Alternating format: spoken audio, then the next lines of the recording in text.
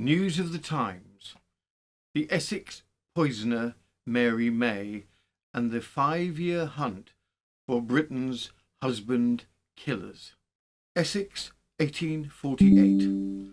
In today's episode, we dive into one of Victorian Britain's most unsettling murder cases, the story of Mary May, the quiet Essex wife whose crimes were so shocking that they triggered a 5-year police investigation into suspicious husband deaths across the country. When a string of men died under strange and painful circumstances, investigators began to notice a pattern. Burial club payouts, sudden illness, and wives who seemed remarkably calm in the face of tragedy. At the centre of it all was Mary May, and the question that would haunt Essex for years. Was she acting alone, or had she inspired others? In this episode, we explore the death of Mary May's husband and the inconsistencies police couldn't ignore, how burial clubs created a deadly financial incentive, and the Essex-wide investigation into copycat poisonings, the Victorian panic over arsenic and the husband-killer stereotype, and why authorities feared Mary May had trained others to commit murder, and how this case reshaped England's approach to sudden domestic deaths. It's a chilling look at murder, motive, money, and the ripple effect of one woman's crimes on an entire country. And in today's further particulars, Arthur Manson offered to reveal the mysteries of fate, romance, and what men to avoid. A useful service, certainly, although one might argue he should have begun with police officers conducting fraud investigations. Join us for the tale of the clairvoyant who accurately predicted nothing about his own future except perhaps a strong likelihood of regret.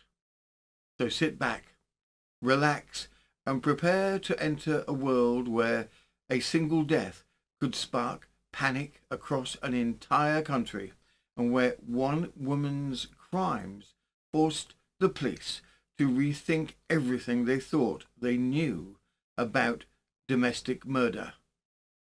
Here begins today's tale. Victorian burial clubs. Burial clubs were Victorian-era savings schemes designed to cover the cost of funerals.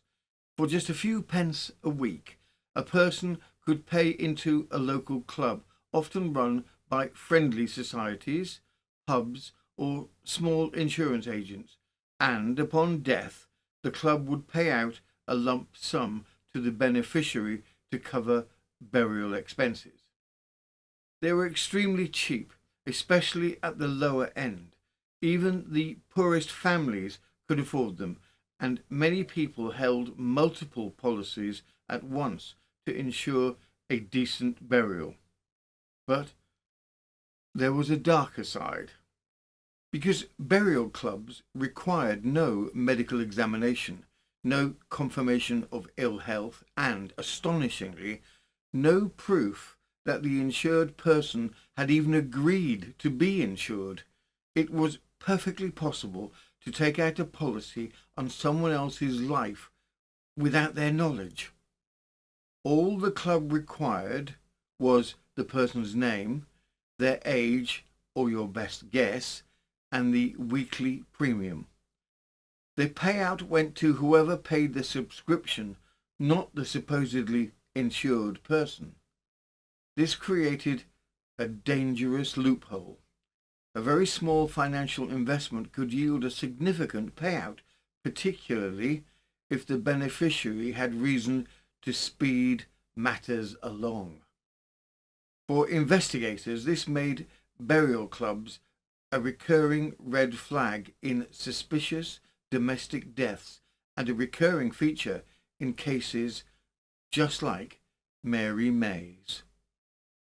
Essex in 1848 was a world of quiet villages, scattered farms, and a tight-knit communities, where life moved to the rhythm of the seasons and news travelled no faster than a horse could carry it. Poverty was common, opportunity scarce, and social mobility almost non-existent, especially for women. For most Victorian women, choices were brutally limited. Marriage was not just expected, it was often the only respectable route to financial security. A wife's legal identity was absorbed into her husband's. She could not own property independently, and divorcing a man, no matter how cruel or useless, was virtually impossible. A woman who found herself in an unhappy marriage had only a handful of options, none of them good. Endure it, flee and face social ruin, or hope illness or misfortune changed her circumstances. Against this backdrop, burial clubs, cheap funeral insurance schemes became widespread. A few pence a week could guarantee a proper burial. Crucially, anyone could take out a policy on anyone else, often without their knowledge. In an era where a wife might control little else in her life, access to burial club payouts offered a rare and dangerous sliver of financial independence. It was in this world of restricted choices, quiet desperation, and rigid social expectation that the case of Mary May unfolded, a case that would ripple far beyond her own household, shaking the whole of Essex. Who was Mary May?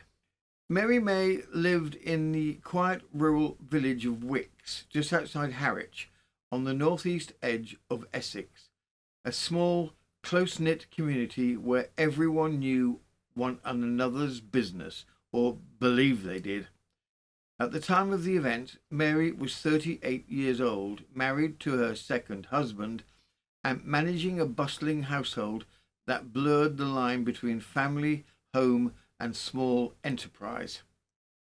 Money was always tight in villages like Wicks, and Mary and her husband made their living through bread making, small-scale food sales, and by taking in lodgers.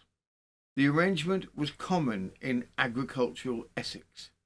A steady trickle of shillings from boarders could mean the difference between comfort and hardship. Mary's household included 2 children, Robert, aged 10, from her first marriage, and a 2-year-old son from her current marriage.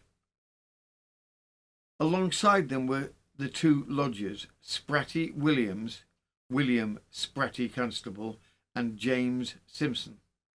Mary's half-brother, known to locals by his nickname Spratty, although newspapers later preferred the more formal William Constable, he had been lodging with Mary for about 2 years. Despite his somewhat roving lifestyle, accounts suggest that brother and sister appeared on good terms. Spratty tended to his own daily needs, but joined the family for dinner and seemed a settled, familiar figure in the home. James Simpson, the second lodger, about whom records tell us little, except that he was part of the household rhythm, another pair of boots by the hearth, another man relying on the meals Mary provided. This small, economically strained household, children, boarders, a makeshift bread shop, shared meals, shared money, would become the centre of a case that shocked Essex. A case where ordinary domestic arrangements blurred into motive, where family ties became enmeshed with suspicion, and where the life of a seemingly unremarkable village woman rippled outward into a countrywide inquiry into suspicious deaths. For all its outward ordinariness, the May household was in far from uneventful. Long before investigators arrived, small oddities had begun to surface. Curious illnesses, unexplained discomforts, and whispers that something was not quite right within the walls of the bread seller's cottage. And when Mary's half-brother, Spratty Williams, suddenly sickened and died, it was not grief that spread through the village, but unease. Spratty had lived under Mary's roof for years without quarrel, yet his death was followed by questions no one seemed able to answer cleanly.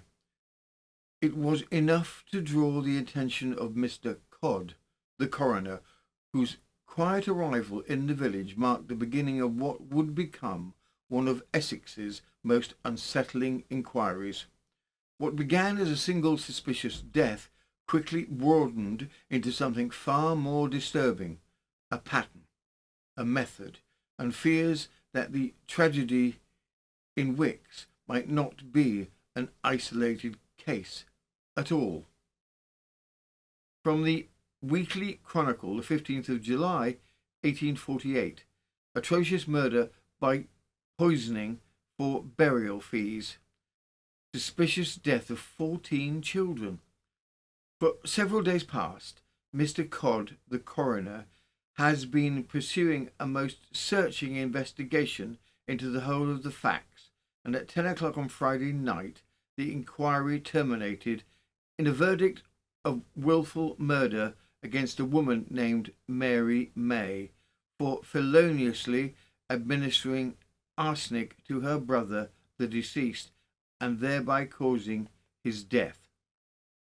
The subjoined facts, as collected from the coroner's deposition, briefly details the whole particulars connected with the dreadful affair. In the parish of Wicks, a small village on the high road to Harwich, about 6 miles from the Manningtree station of the Eastern Union Railway, lived the deceased William Constable, alias Spratty Watts. He had not been married.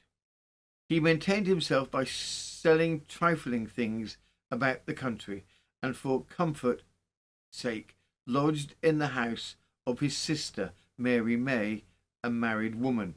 He appears to have prepared his own meals except tea, which he was in the habit of taking with his sister. On the 18th inst. He returned to his lodgings in good health and had tea as usual. Shortly afterwards, William Constable was attacked with violent retching and burning pains in his throat and his stomach. These symptoms continued till the following Sunday, when he died. The moment he was attacked, the sister called in several neighbours to see him. He assured them that it was almost certainly that he would die, but, strange to remark, no suspicion was excited that anything had been administered to him. On the declaration of the sister that death had resulted from natural decline, the body was interred in the parish churchyard. She, the sister, Mary May, officiated as chief mourner. In the course of a few days, she, Mary May, called on the Reverend G. Wilkins, the incumbent, for the purpose, as she explained, of obtaining a certificate from the reverend gentleman that the deceased was in good health a fortnight before his death, and that he was in his 38th year. 48 was his real age, and he was not married. This Reverend Wilkins declined doing, inquiring of her what she wanted it for. She, Mary May, replied that she had entered the deceased, her brother, in a burial club at Harwich a fortnight before his death, and that the society would not pay the money allowed for the interment of the deceased unless they had a certificate of his good health at the time he was entered. The Reverend Wilkins told her that the money did not belong to her. Mary May said no one else was entitled to it, as she had done it all herself, and nobody else knew anything about it. These and other suspicious circumstances, particularly the number of children she had buried, coupled with the auspicious death of her former husband and the hasty and earnest solicitations she made in this instance to obtain the fees from the burial society, induced the coroner of the district to direct the exhumation of the body. This being done, the stomach and the contents were forwarded to Mr. Taylor, the eminent professor of chemistry at Guy's Hospital, for analysation. Before Britain had Sir Bernard Spilsbury, coroners and investigators relied on another towering figure of forensic science, Professor Alfred Swain Taylor. Often called the father of English toxicology, Taylor was the eminent chemist at Guy's Hospital, whose expertise in poisons shaped Victorian criminal investigations for decades. His testimony was feared, respected, and frequently decisive, especially in cases of arsenic, strychnine, and other household toxins that so often slipped into Victorian teacups. By the time Mary May stood accused, Taylor's involvement signalled that the case was being treated with the utmost seriousness. The inquest was opened at the Wagon Public House at Wicks, and very conclusive evidence was adduced. The secretary of the burial society in question, John Pratt of Harwich, said it was designated the New Mariners' Society was paid £9 or £10 on the death of a member, the sum depending on the number of members in the club, value approximately £1,300 in 2025. On the 13th of last May, the female Mary May, accompanied by the schoolmistress of Wicks, called at this office and inquired if the club was full. Being told that it had some vacancies, she said she wished to enter her brother in the club.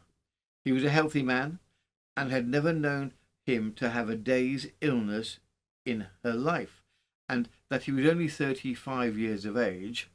And the secretary then entered the deceased's name, and she paid the fees, 1 shilling and threepence for entering, and 4p in advance.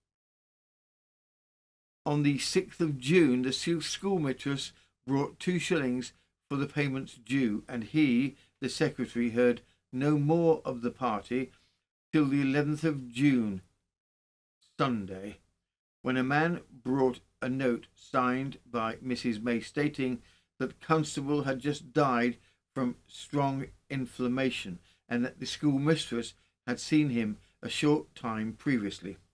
It was known that the deceased was in good health up to the time of partaking of the poisoned victuals on the evening of the 8th, and in contradiction, of course, to the instructions the sister had given to the registrar relative to the cause of death, she having stated to be decline duration of sickness 3 months. With Mary May now remanded, the inquiry only deepened. What had begun as a single suspicious death, that of her half-brother, was quickly taking on a far darker shape. As depositions accumulated and neighbours came forward, a troubling pattern began to emerge. Whispers that this might not be Mary's first poisoning, merely the most recent. And then came the incident inside the jail. According to the warder assigned to watch her, Mary allegedly attempted to bargain for her freedom, not with information, but with impropriety. The jailer reported that she had offered him favours if he would assist her in escaping custody. He refused, immediately alerting the sheriff, and the allegation only hardened official suspicion that Mary May was a woman capable of desperate measures. Her act only served to have her viewed as a depraved monster, capable of anything. With concerns mounting and rumours spreading through Essex, investigators turned their attention to a chilling possibility. Had the death of her brother been part of a long, lethal pattern? A married man named Simpson, who lived in the same house as the deceased, said that 2 days before his death, Mrs. May told him that she had entered her brother in a burial club and counted on getting his burial money, £10, which would set her up in business. She intended to buy a horse and a cart and go about the country higgling. For our listeners, higgling was a colloquial term for goods trading or buying and selling. The medical evidence. Mr. Professor Taylor, FRS lecturer on medical jurisprudence and chemistry at Guy's Hospital, in an elaborate report on the analysis, stated that arsenic was present in the contents of the stomach, that the quantity was sufficient to destroy 2 grown-up persons, that it was taken during life in the form of a powder, and that it caused death. Other circumstantial evidence being adduced showing an attempt on the part of Mrs. May to tamper with the principal witnesses and urging them not to disclose all they knew. The jury returned a verdict of wilful murder against the sister, Mary May, and she was accordingly committed to the county jail at Chelmsford for trial at the next assizes. With accusations now circling the suspected poisoning of her half-brother, rumours of a former husband who died far too conveniently, and even rumours that several of her own children had perished under troubling circumstances, Mary May became a figure of grim fixation. And when word spread that she had allegedly offered her jailers favours in exchange for escape, the public mood hardened further. By midsummer in 1848, the newspapers were awash with her story, their columns thick with equal parts fascination and revulsion. To many Victorians, Mary May was no longer merely an accused woman, but the possible architect of a quietly lethal trail stretching back years. The prisoner is a woman of most forbidding aspect, and throughout the whole of the early part of the proceedings evinced the utmost indifference.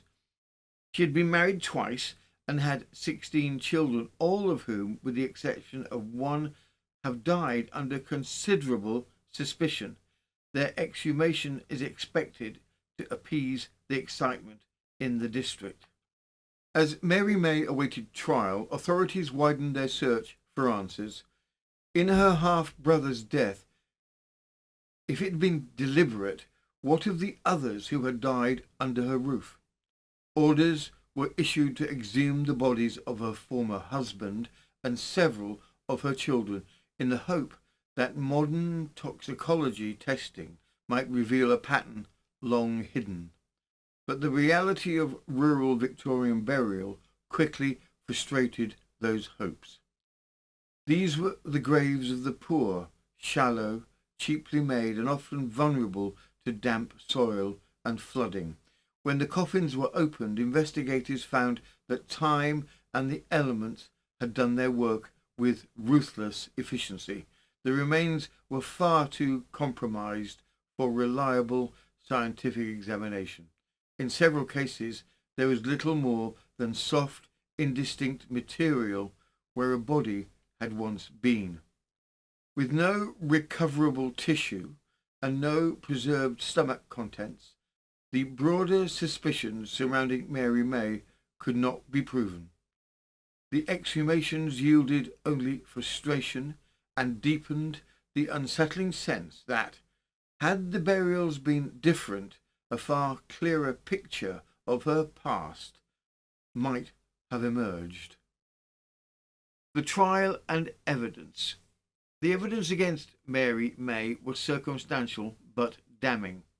Her brother had indeed become violently ill shortly after eating tea with Mary, food that she had cooked.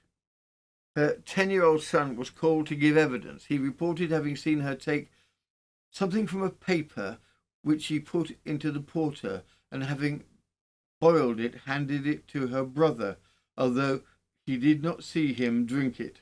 His additional evidence was that the powder was in a white colour, and I have heard mother call it soda.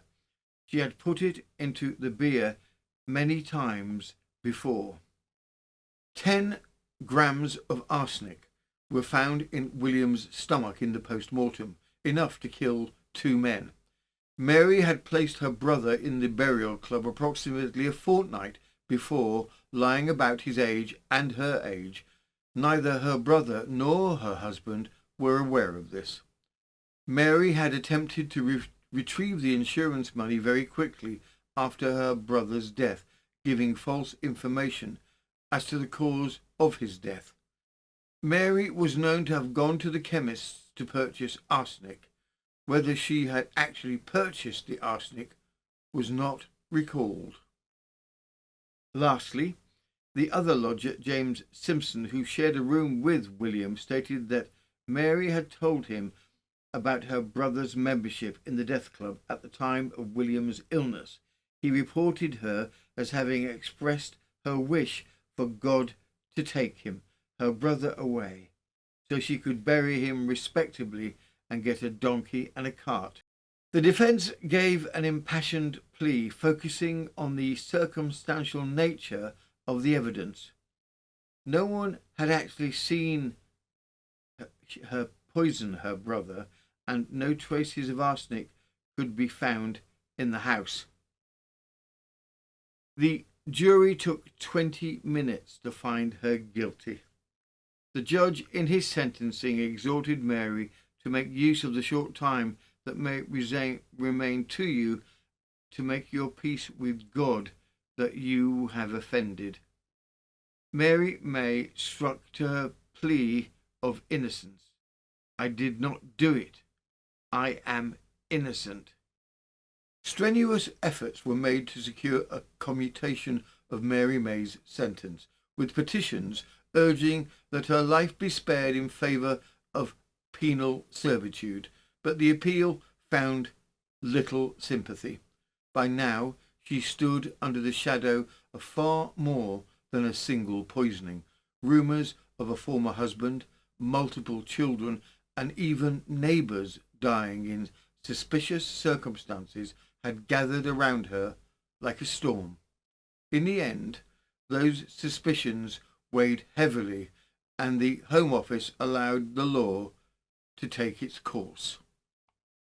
From the Morning Advertiser, the 16th of August, 1848, the execution of Mary May.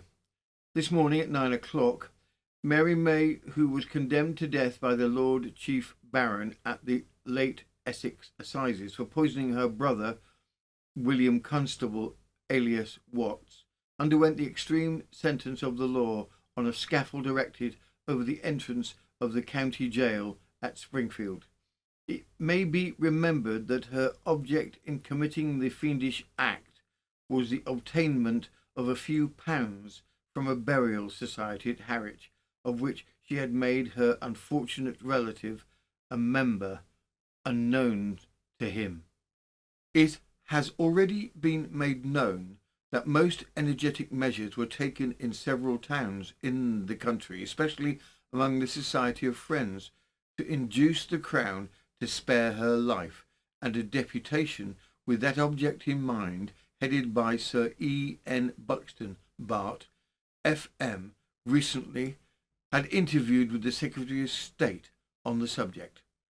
Sir O. Grey, however, replied that no mitigatory circumstances had transpired in her case to warrant his recommending her to the mercy of the Sovereign.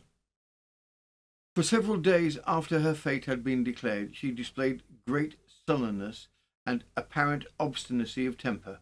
but through the earnest exhortations of the chaplain, the Reverend Mr. Hamilton, she was brought to a state more befitting her awful position.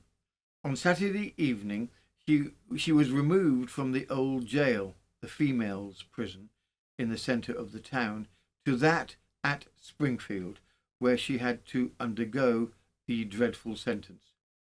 As early as 5 o'clock this morning, the Reverend Ordinary was with the wretched woman. For nearly 2 hours he continued with her in deep prayer. He failed to eliciting from her any statement that could be termed as an acknowledgment of her guilt. As the hour of her doom approached, her sufferings became evidently more severe. Shortly after 8 o'clock, Mr. Jessup, the under-sheriff, arrived and saw that the usual arrangements were completed for the awful ceremony. A few minutes before 9 o'clock, the governor and other officers appeared in her cell and conducted her towards the drop. During the process of pinioning her arms, her strength seemed to fail, and it was only by the support of 2 or 3 of the warders that she could be got onto the scaffold. In her progress, she frequently ejaculated, "Lord, save me, save me!" And on being placed under the fatal beam, she, in a faltering voice, said, "May the Lord have mercy on my soul." The executioner, Calcraft, then adjusted the rope, and the miserable creature could not have been on the drop exactly a minute ere she was launched into eternity. Apparently, life was extinct in a few seconds. Although the rain was falling the entire time, large concourses of persons assembled to witness the proceedings. The larger portion consisted of females and boys and girls, many of the women having children in their arms. The wretched culprit was 38 years of age. She had been married twice, and it is said had had as many as 16 children, most of them being dead. The under-sheriff informed the reporter that the convict had maintained her silence as to her guilt on the scaffold, and that she had left the world without making the least confession. So ended the life of Mary May, a woman who maintained her innocence to the last breath, even as suspicion coiled tightly around her. But death did not silence the questions. In the days that followed her execution, troubling memories resurfaced. A former husband who had died in the same violent manner as her brother, 14 of her 16 children, each lost with shocking suddenness, and now reports that friends and neighbours were suffering eerily similar fates. One pattern might be misfortune, 2 might be a coincidence, but this was something else entirely. As new deaths emerged in the villages around Wicks, the authorities found themselves overwhelmed.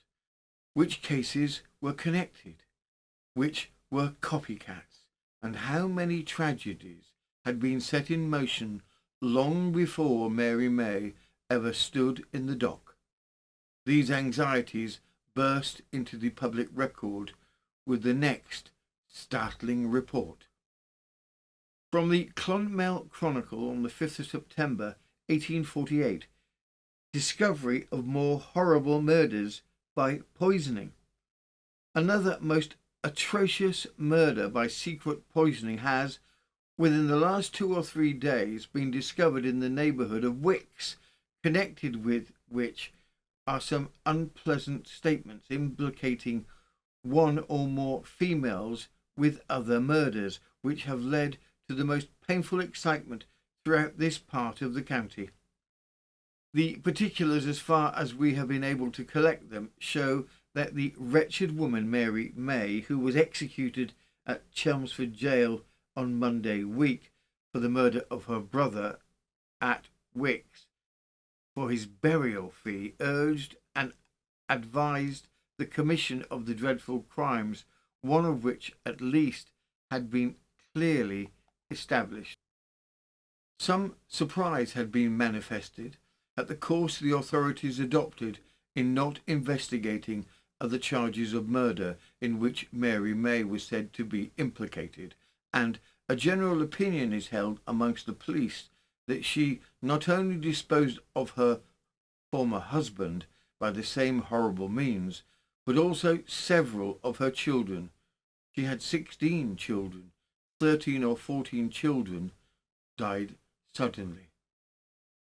Nothing appears to have been done, however, in the matter until Wednesday, when Mr. Raisin, inspector of the constabulary stationed in the district, received a warrant from Mr. Codd, one of the coroners for the county, directing the disinterment of Thomas Ham, then lying in the burial ground of Tendring Church in the vicinity of Wicks.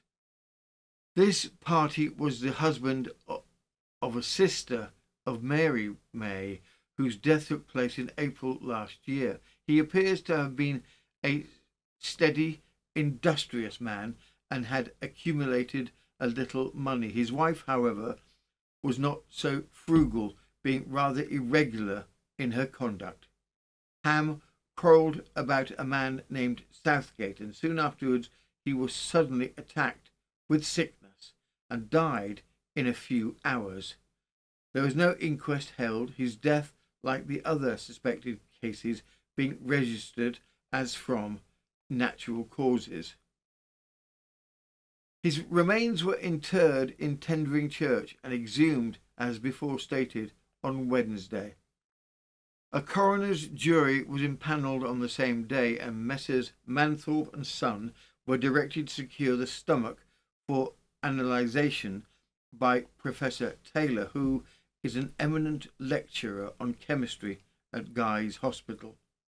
Today, the authorities received information from Mr. Taylor to the effect that he had found sufficient arsenic in the intestines to account for death. In consequence of that discovery, the suspected party has been arrested and awaits the close of the coroner's inquiry. The police have also received instructions to exhume other remains. From here, Mary's sister, Hannah Southgate, with whom she was very close, is charged for the murder of her husband, Thomas Ham. Hannah, whilst married to her husband Thomas Ham, had been carrying on an affair with Southgate. They married very shortly after the unsuspected death of her husband Thomas Ham. From the Cork Examiner, the 8th of September, 1848. The poisoning in Essex. A verdict of wilful murder has been returned against Hannah Southgate, charged at Thorpe with poisoning her first husband, Thomas Ham. It will be remembered that the accused was an intimate friend of Mary May, recently executed for murder, and the suspicion is that the two women were engaged in more than one of the poisoning cases which have disgraced this county. The verdict was delivered late last evening, and soon hearing it, the prisoner exclaimed, "I am innocent, gentlemen, of the crime," and exhibited great composure. He was immediately removed and conveyed by the train to Chelmsford County Jail. The inquiry did not terminate till 0900. It was said that application will be made to the Secretary of State to authorise further examination of bodies of parties suspected to have been poisoned in the neighbourhoods of Dovercourt, Bradfield, Tendring and Ramsey. From the convictions of Mary May and her sister Hannah Southgate, who also had 5 out of 6 children die in a similar manner as the death of the brother, attempts are made to discover just how many deaths Mary was responsible for, and had the authorities stumbled upon a poisoning ring. Was any man or child safe who had any proximity to Mary May, even indirectly.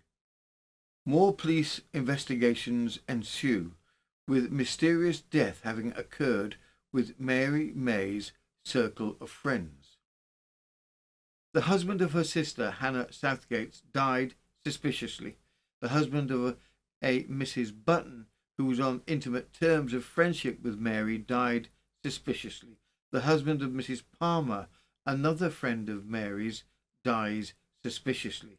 The husband of a Mrs. Brudger, another good friend of Mary, dies abruptly. 5 of 6 children of Mrs. Reed, a good friend of Mary's, died abruptly. All died violently within a 30-hour period. All had been in good health previously. Yet these suspicious deaths were not confined to Mary May herself, nor even to her sister Hannah Southgate, whose own husband had died with remarkable convenience just before she married her lover. No, what investigators now uncovered was far more alarming.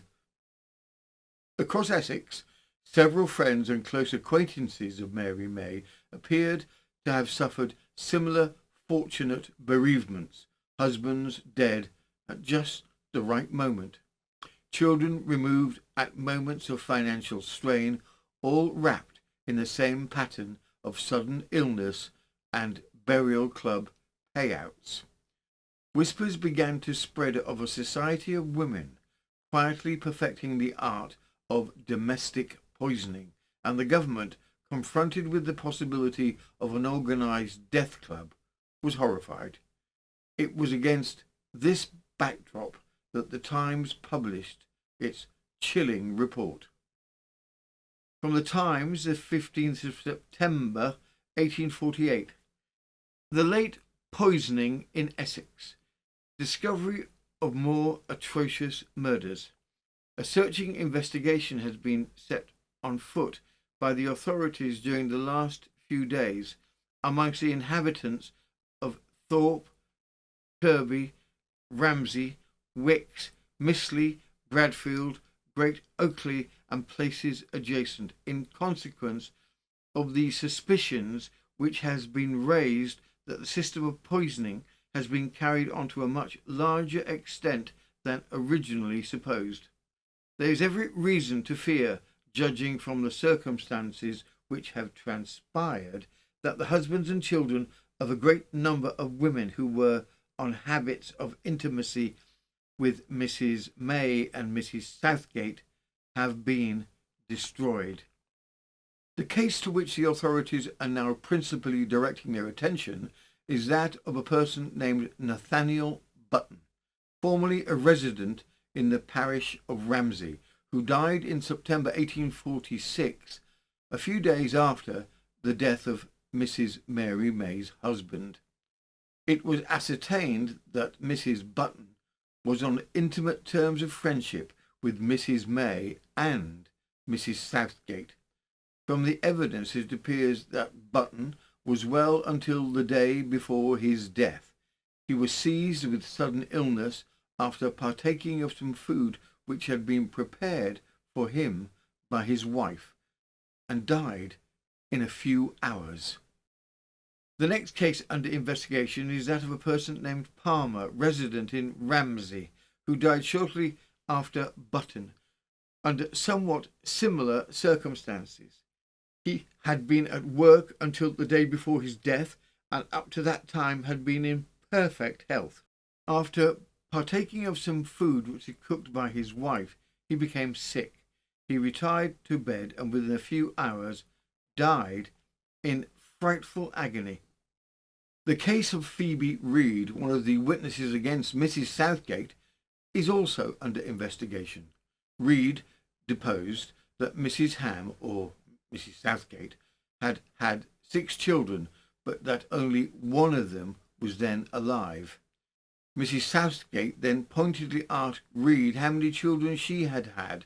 Reed admitted that she had had 5, all illegitimate, but that only one of them had lived.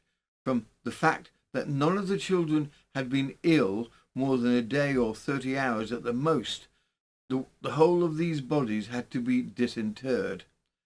Mrs. Southgate's children, 6 in number, in the language of the neighbours, dropped off short, and were supposed to have been white powdered, poisoned by arsenic. These cases are likewise undergoing inquiry. The town of Great Holland in the Tendring Union has also, it is suspected, been the scene of one, if not more, of these poisonings. A man named Brudger died some time since, suddenly and in great agony, having been well and at work until a few hours before his death. In consequence of the discoveries made respecting Mrs. May and Mrs. Southgate, with both of whom Mrs. Brudger was intimate, the body of the husband and those of his children are to be exhumed for the purpose of having the contents of the stomachs analysed. 2 more cases are under consideration, one in the nearby parish of Tendring and the others in the parish of Bradfield. In the investigation of these cases, it has been ascertained that most, if not all, owe their origin to the existence of what are, in this part of the country, called death clubs. These clubs are chiefly composed of the class of persons to whose those alluded to belong, and the manner in which the business is managed may be thus described. A person, a man or a woman, enters one of these clubs agreeing to pay a sum of 7d a quarter, at the same time appointing a nominee, at whose death the subscribing party receives 10 or 8 pounds. Mrs. Southgate was a member of one of these clubs. Mrs. Button was also a member and received 8 pounds on the death of her husband. The death clubs seem to have been productive of the most disastrous consequences, and to have held out a premium to murder which would not have been otherwise existing. A clue has been obtained to several other cases, but at present it would not be prudent to make any remarks upon them. They will undergo the fullest investigations with the least possible delay. The government spent the next 5 years trying to track down the many deaths by arsenic. Anyone who had been friends with Mary or her sister Hannah and who had had the misfortune of deaths in the family was suspect. This was considered further suspect when it was found that the dead relative had been placed in a death club. Government officials believed that they had uncovered a death club ring of poisoners, and it all started with Mary May. Further particulars. Before we return to our regularly scheduled Victorian mayhem, let us pause for a brief public service announcement. If you are going to sell the ability to foretell the future, it is generally helpful if you can, at the very least, foresee your own arrest. Enter Arthur Manson, bus conductor by day and distributor of mystical promises by night, who assured the public he could reveal hidden destinies, avert disasters, and secure engagements with improbable ease. What he could not predict, unfortunately, was the magistrate sentencing him to 3 months' hard labour. Let us observe with the appropriate sympathy and just a hint of quiet amusement at his own misfortune, the fortune-teller who saw everyone's future but his own. From the Illustrated Police News, the 16th of March, 1901. A fortune-teller who could not foretell that he would get 3 months' hard labour. When Arthur Manson distributed amongst public circulars headed, "What is before you?" did he see his own future? If so, the picture would have included the walls of a prison. Manson describes himself as a bus conductor at the Tottenham police court, he was charged on remand with obtaining money by pretending to tell fortunes. He was arrested while delivering the circulars which informed the public that Irma Collins of 73 Haringey Road, Lime Green, was gifted with second sight and could tell fortunes. This was his address. The following are extracts from the circular. Having the gift of second sight, I possess the power to make known to you your future life, and to foretell events that, if avoided, may save you much trouble. No matter what the thing may be or how secret it may be, write in the fullest confidence, and I will reveal the matters that are completely hidden from you. If you are engaged, the engagement will lead to marriage, and how long your engagement will be before you are married. If changing your position will benefit you, what men to avoid and why you should avoid them. Should you experience any difficulty in becoming engaged or settled in life, write to me, and in the strictest confidence and secrecy, I will explain certain things to you, that no matter what your age may be, what your position may be, or what your appearance may be, it will enable you to become engaged and married to the person you desire. The document concluded, for revelation of your future, send colour of hair, eyes, and the date of birth. PO for 2 shillings should be enclosed with all letters together with an addressed envelope.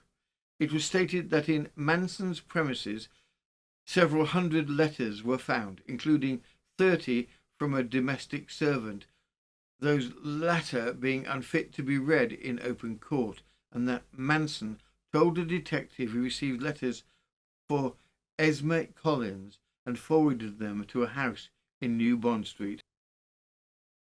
When the detective said, "Describe Esme," the man replied, "She is a short, stout, dark woman. If you once see her, you will never forget her." The wife of another detective wrote letters to Hanson in different names and received answers concerning her future. "I adopted a woman's name," he told the magistrates, "because I thought persons would rather consult a woman than a man." And the said magistrate sentenced him to 3 months' hard labour. That concludes this episode of News of the Times, where Victorian serial killers seem to develop faster than British policing procedures, and where an alarming number of people believe arsenic counts as a reasonable life choice. If you've enjoyed today's descent into murder, motives, and the occasional burial club catastrophe, please do like, subscribe, and if you're feeling wonderfully generous, hit the hype button. It helps the channel enormously and keeps us safely promoted above adverts for funeral homes, although given today's topic, perhaps that's fitting. If you'd like more historical crime in your life, and who amongst us sleeps properly anyway, our Patreon is in the place to be. There you'll find daily episodes, nearly 800 ad-free stories, early releases, an entire Patreon exclusive series exploring everything from mysterious Britain. Do join us there if you can. It keeps the lights on, the kettle warm, and the archives endlessly expanding. This has been News of the Times, and I am Robin Coles, amateur burial club investigator, enthusiastic cataloguer and peruser of historical poisons, and part-time collector of catastrophically poor Victorian life choices. Until we meet again, stay curious, avoid suspicious tea, and mind who's cooking your dinner.